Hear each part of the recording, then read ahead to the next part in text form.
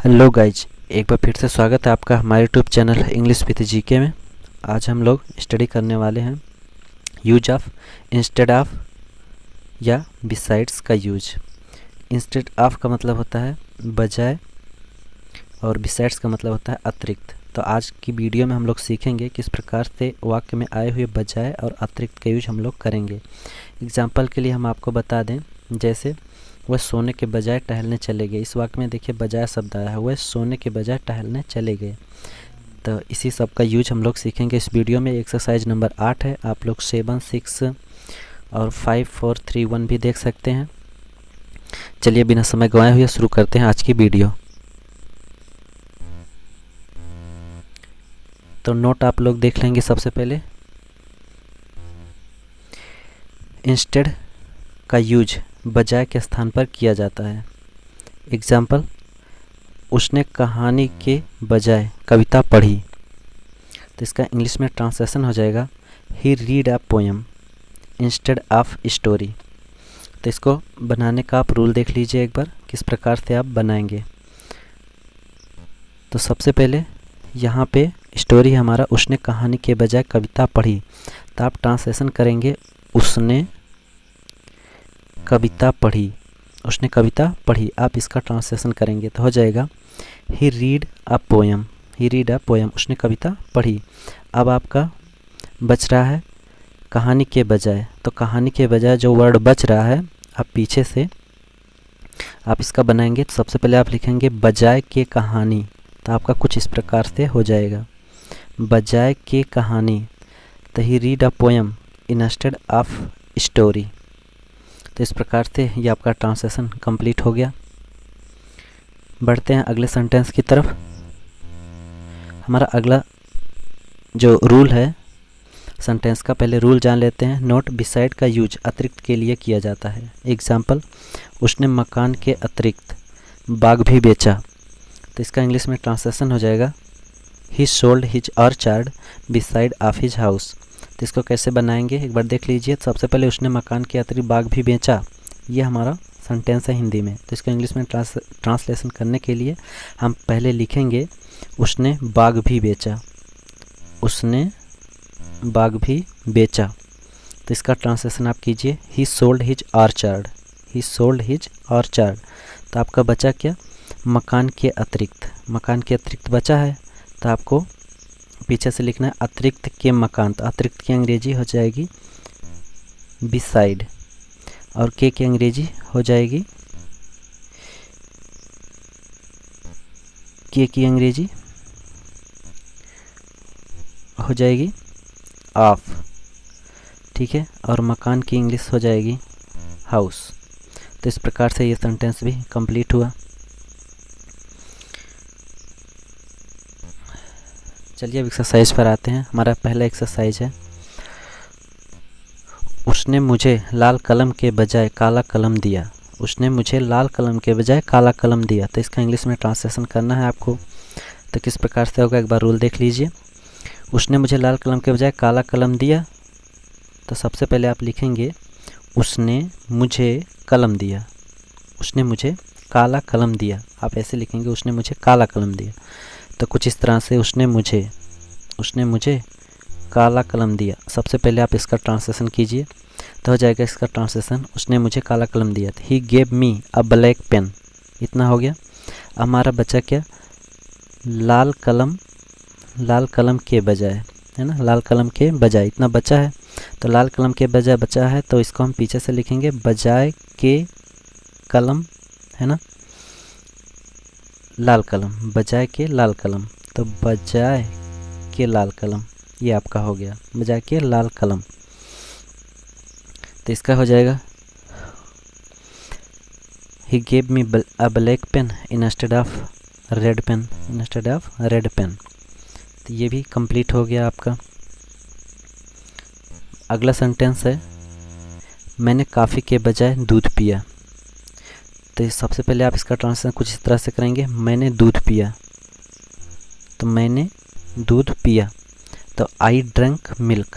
अब आपका बचा क्या, काफ़ी के बजाय। तो काफ़ी के बजाय यहाँ पे लिखा गया, तो इसको लिखेंगे आप बजाय के काफ़ी,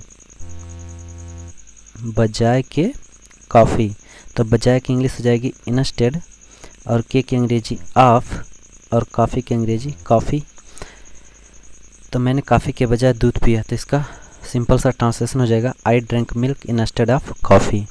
तो ये सेंटेंस भी कंप्लीट हुआ। अगला सेंटेंस है वे सोने के बजाय टहलने गए। वे सोने के बजाय टहलने गए, तो इसका ट्रांसलेशन कैसे हो जाएगा? सबसे पहले आप क्या लिखेंगे? वे टहलने गए, वे टहलने गए। दे वेंट टू वॉक, ये आपका कंप्लीट हुआ। दे वेंट टू वॉक, वे टहलने गए। अब आपका बचा क्या? सोने के बजाय, सोने के बजाय।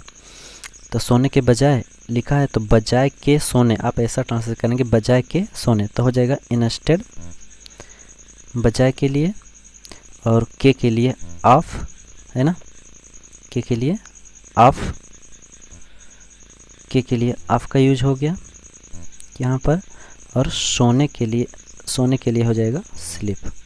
तो ये सेंटेंस भी बन गया। वे सोने के बजाय टहलने गए, तो आप सबसे पहले लिखेंगे वे टहलने गए, दे वेंट टू वॉक, उसके बाद सोने के बजाय तो इंस्टेड ऑफ स्लीप। तो ये सेंटेंस भी कंप्लीट हुआ। अगला सेंटेंस है उसने संस्कृत के बजाय इतिहास पढ़ा। तो इसका आप लोग ट्रांसलेशन कैसे करेंगे? तो सबसे पहले लिखेंगे उसने इतिहास पढ़ा, उसने इतिहास पढ़ा। तो इसका इंग्लिश में ट्रांसलेशन हो जाएगा he read history, he read history.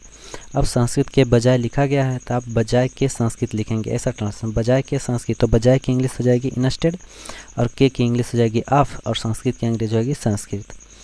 तो उसने संस्कृत के बजाय इतिहास पढ़ा, तो he read history instead of Sanskrit. तो ये ट्रांसलेशन भी कंप्लीट हुआ। बढ़ते हैं अगले सेंटेंस की तरफ। अगला सेंटेंस है मैंने साड़ी के बजाय अन्य कपड़े खरीदे। मैंने साड़ी के बजाय अन्य कपड़े खरीदे, तो इसका ट्रांसलेशन आप कैसे करेंगे? मैंने अन्य कपड़े खरीदे, मैंने अन्य कपड़े खरीदे। तो इसका इंग्लिश में ट्रांसलेशन कीजिए आई बॉट अदर क्लॉथ्स। ठीक, अब साड़ी के बजाय है, तो आप लिखेंगे बजाय के साड़ी। तो बजाय की इंग्लिश इंस्टेड, और के की इंग्लिश ऑफ, और साड़ी की इंग्लिश ये साड़ी। तो इस प्रकार से ये सेंटेंस भी कंप्लीट हुआ। अगला सेंटेंस ध्यान से देखिएगा। मैंने कलम के अतिरिक्त ब्रश भी खरीदा। आपका सेंटेंस कुछ इस प्रकार है, 6 नंबर, मैंने कलम के अतिरिक्त ब्रश भी खरीदा। तो इसका इंग्लिश में सबसे पहले क्या लिखेंगे आप? मैंने ब्रश भी खरीदा, मैंने ब्रश भी खरीदा। तो इसका इंग्लिश में ट्रांसलेशन हो जाएगा I bought brush, I bought brush. सबसे पहले लिखेंगे मैंने, फिर ब्रश खरीदा, तो आई बॉट ब्रश। ये पास्ट टेंस है, इसलिए हम बई का सेकेंड फॉर्म यूज करेंगे बॉट। तो आई बॉट ब्रश, तो हो जाएगा मैंने ब्रश खरीदा, मैंने ब्रश भी खरीदा। तो कलम के अतिरिक्त है, तो अतिरिक्त के कलम आपको लिखना है। तो अतिरिक्त की अंग्रेजी क्या हो जाएगी? बिसाइड। के की अंग्रेजी ऑफ, और पेन की अंग्रेजी, पेन की हिंदी कलम, है ना। तो कलम की इंग्लिश पेन। तो इस प्रकार से ये सेंटेंस भी कंप्लीट हुआ।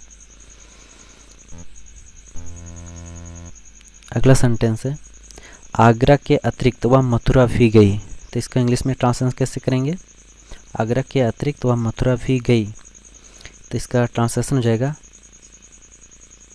आगरा के अतिरिक्त वह मथुरा भी गई। तो सबसे पहले आप लिखेंगे वह मथुरा गई, वह मथुरा गई। तो इसका इंग्लिश में ट्रांसलेशन हो जाएगा she went to Mathura, she went to Mathura. अब आगरा के अतिरिक्त है, तो आप लोग लिखेंगे सबसे पहले अतिरिक्त की इंग्लिश बिसाइड, और के की इंग्लिश ऑफ, और आगरा की इंग्लिश आगरा। तो इस प्रकार से यह सेंटेंस भी कंप्लीट हुआ। आगरा के अतिरिक्त वह मथुरा भी गई। तो इसका इंग्लिश में ट्रांसलेशन हो जाएगा she went to Mathura beside of Agra. अगला सेंटेंस है उसने लघु कथा के अतिरिक्त उपन्यास भी लिखे। ठीक है, तो सबसे पहले क्या लिखेंगे आप? उसने लघु कथा के अतिरिक्त उपन्यास भी लिखे। तो आपको सबसे पहले क्या लिखना है? उसने, है ना, उपन्यास भी लिखे, उसने उपन्यास भी लिखे, उसने उपन्यास भी लिखे, ठीक है। तो he wrote novel, he wrote novel. अब आपका बचा क्या, लघु कथा के अतिरिक्त, लघु कथा के अतिरिक्त यही बचा है, लघु कथा के अतिरिक्त। तो अतिरिक्त के लघु कथा आपको पीछे से लिखना, अतिरिक्त के लघु कथा, तो हो जाएगा अतिरिक्त का इंग्लिश बिसाइड, के का अंग्रेजी ऑफ, और लघु कथा का शॉर्ट स्टोरी। तो इस प्रकार से यह सेंटेंस भी कंप्लीट हुआ। बढ़ते हैं अगले सेंटेंस की तरफ। उसने लाल किला के अतिरिक्त चांदनी चौक भी देखा। आप देख सकते हैं स्क्रीन पर क्वेश्चन नंबर 9, उसने लाल किला के अतिरिक्त चांदनी चौक भी देखा। तो सबसे पहले आप क्या लिखेंगे, उसने चांदनी चौक भी देखा, उसने चांदनी चौक भी देखा। तो आप इसका इंग्लिश में ट्रांसलेशन कर लीजिए, ही सा चांदनी चौक, सिंपल है, ही सा चांदनी चौक। अब बचा क्या, लाल किला के अतिरिक्त, लाल किला के अतिरिक्त, इतना ही हिंदी का बचा है। तो अतिरिक्त के लाल किला, अतिरिक्त के लाल किला, पीछे से कीजिए, अतिरिक्त के लाल किला। तो अतिरिक्त की इंग्लिश बिसाइड, और के की इंग्लिश ऑफ, है ना, और लाल किला की इंग्लिश रेड फोर्ट।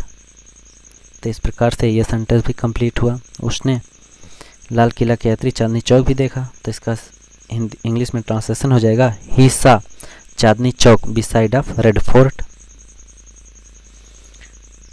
अगला सेंटेंस, रीता नृत्य के अतिरिक्त गायन भी सीखती है। तो इसका इंग्लिश में ट्रांसलेशन कैसे करेंगे, रीता, है ना, गायन भी सीखती है, रीता गायन भी सीखती है। तो इसका ट्रांसलेशन कीजिए, रीता लर्न्स सिंग, रीता लर्न्स सिंग, हो गया, रीता गायन भी सीखती है।